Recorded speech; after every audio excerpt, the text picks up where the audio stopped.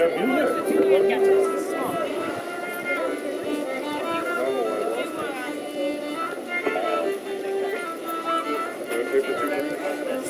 should talk to her radio.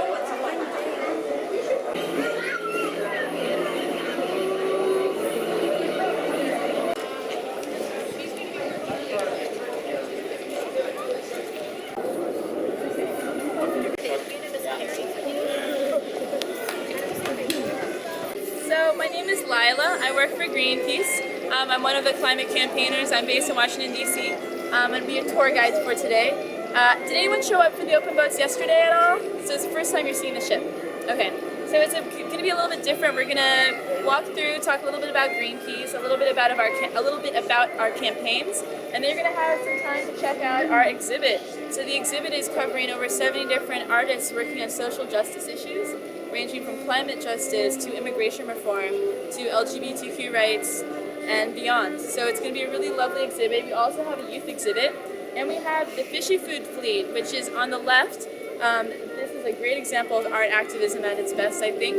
They've been going around the country trying to pass legislation so we don't have GMO food in our system and in our food systems. So we're going to stop here first, talk to the Fishy Food folks, look at the awesome sculptures, and then we're going to have a quick safety talk, go on board, and it'll be about 10-15 minutes, okay? Is an environmental campaigning organization. We are present in over 44 different countries.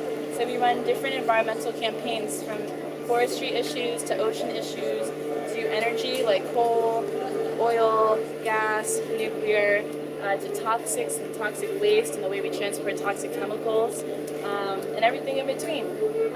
We have ships all around the world that are used as a tool to help us campaign and raise awareness. We also use these ships to bear witness. By that we mean documenting environmental injustices. You might know us about our involvement with whales. That direct action was us getting in between the whale and the harpooner who was killing the whale, things like that, where we're documenting what's going down, and we're also taking a stand and not letting it happen in those cases.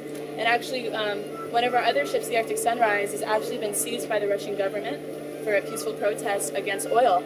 And some of our activists have been in jail, or all of the activists on board the ship have been in jail for 54 days thus far. It's been really intense, and they're facing 22 years in prison for peacefully protesting for a more cleaner, sustainable, peaceful future. So, it's one of those things where our ships go around the world, and we're constantly taking action. We have our activists take action with us, part of the community. But this is also, sometimes it gets really, really intense, and the risk is very high, but it's also a reminder of what we're doing and why we're doing it. And so we've been letting everybody know just that we're standing in solidarity with what we're calling the Arctic 30 and their 54th day of jail. And so coming back to Greenpeace, our actions, our campaigns, and our ships, the ships make us unique. We've used them from the beginning. We were founded in 1971 and using a little boat to go protest nuclear testing. And since then, we've been using ships all around the world to protest, bear witness, and take direct action. This ship is brand new. It's 1 year old, barely, and it took its maiden voyage, its first voyage around the world last year. I actually had the pleasure of sailing on this ship from Florida to the Amazon, so that was really awesome. This ship is very special. This is our one sailboat, and we have two other ships. Those are industrial ships. An ice-breaking vessel called the Arctic Sunrise, which has been seized by the Russian government around the protests I just spoke about, and then the Esperanza, which is actually an old firefighting vessel, and it's huge and really stable, so it's great for really rough seas, especially rough seas where there's whales or where there's all sorts of things, the North Sea and the Arctic. We also use our ships as a platform for scientific research, because it's really important that we stay up to date on what's happening. At the same time, we're trying to stop climate change, but we're also trying to mitigate it, right?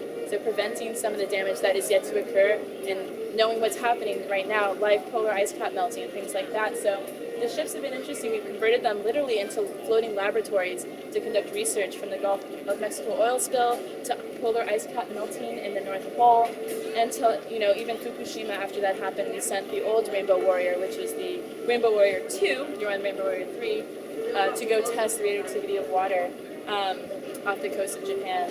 So that's a little bit about some of our ships. You'll see some of the installations throughout the day. This is one of my favorite pieces by an artist collective duo called Plumbing Poetry, and it's called Stitches. and you can feel free. We're going to walk through it. The ship, as you've seen, has been converted to a little floating art gallery, so feel free to look and touch, especially this part of the exhibit. Our exhibit downstairs on the helicopter deck is where we're going to go next. And then down there I would not touch all the posters because some of those are pretty delicate. And we'll have someone down there to explain to you, what are some of the issues that some of this art is covering. And, I've talked a lot about the ships, I've talked a little bit about our campaigns, but the whole point of today is to look at activism and art, right? When we think of activism, we think of protesting and signs and locking down and getting arrested, and that's one part of it, but art is a huge part, and art is really accessible, and art means so many different things. And so today we just wanted to take a moment to really honor and pay homage to art and activism and what that means. And so you'll see art from youth artists from the Bay Area, actually from Alameda County. They did some beautiful art, which you see downstairs. You'll see art from different movements like immigration reform, prison reform, LGBTQ rights, all different issues. And we'll have people down in the exhibit to answer any questions you have. So without further ado, does anyone have any questions about the Greenpeace side of things before we proceed on to the exhibit?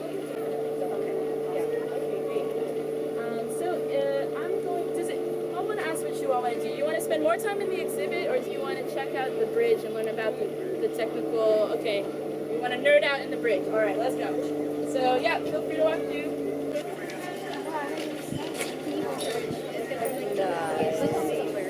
Local groups, like right now we're working with the San Francisco office, we were working with the Portland office, the Seattle office, wherever we are helping the local people there, and also just showing off the ship that the people made.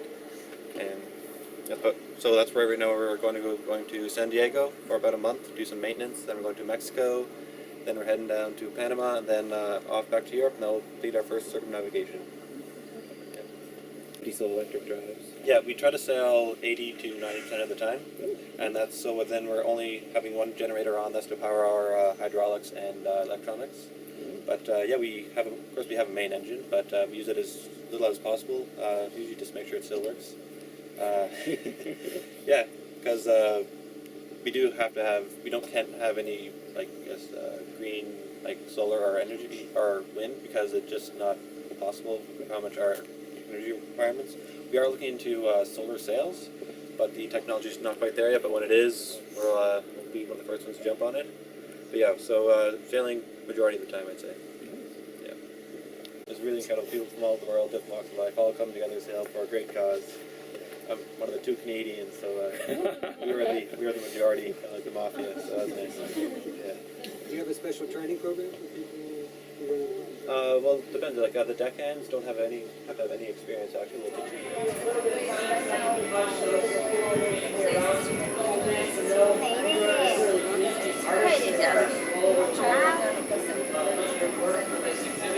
It's from all different ranges.